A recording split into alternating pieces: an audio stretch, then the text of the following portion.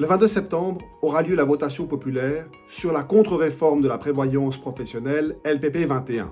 Le projet qui a été concocté par la droite et les milieux patronaux, ainsi que les assureurs, va entraîner une baisse des rentes pour presque toute la population, qui pourra aller jusqu'à 15%.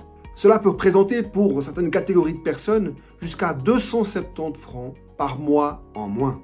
Il y aura non seulement des pertes de rente, mais en plus des augmentations de cotisations pour la majorité des assurés, ce qui va impliquer une perte de pouvoir d'achat, alors même qu'il y a une inflation, que les loyers augmentent, que les primes d'assurance maladie augmentent, ainsi que les biens courants de consommation. Selon quelques projections, une femme de 50 ans, avec un salaire mensuel de 5 400 francs par mois, versé 13 fois, devra payer chaque mois 100 francs de plus pour son deuxième pilier.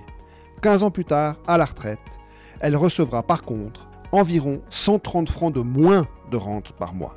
Autre exemple, un homme de 45 ans avec un revenu mensuel de 7 100 francs par mois aura sa cotisation augmentée de 42 francs par mois, mais par contre sa rente va diminuer de 258 francs par mois. Cette contre-réforme est particulièrement scandaleuse pour les femmes qui viennent de subir un relèvement de l'âge de la retraite avec l'acceptation à une très maigre majorité d'AVS 21.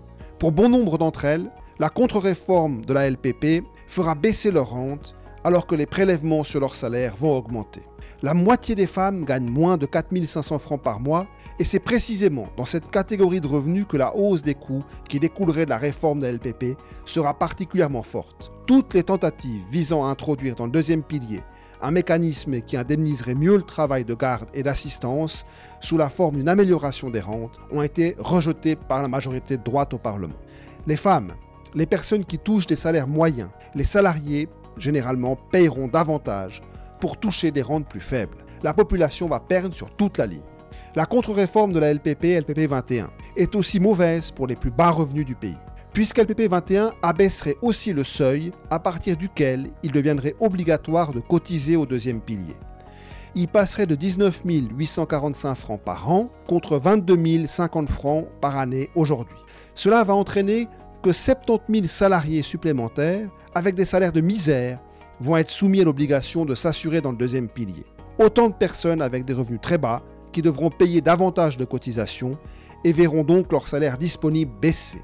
La contre-réforme LPP 21 est une véritable arnaque pour les assurés, alors que les caisses de pension et les assureurs accumulent des fortunes extraordinaires, plus de 1100 milliards de francs.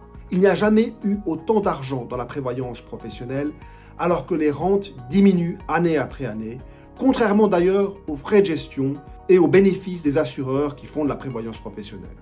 Le 22 septembre, il faut voter non à LPP 21.